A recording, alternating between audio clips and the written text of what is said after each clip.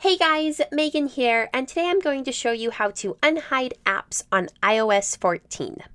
So in order to do this, we need to go to our app library.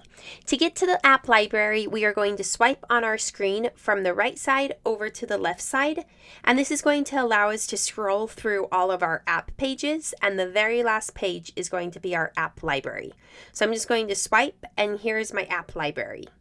So now the next step is going to be finding the app that you want to unhide.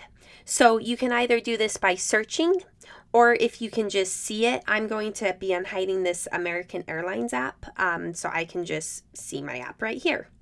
So now that I've found my app, I'm going to long hold on it, and this menu comes up.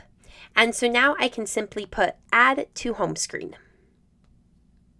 And the app is unhid and it is back on my home screen.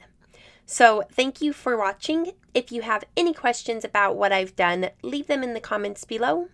Don't forget to like and subscribe. Thank you.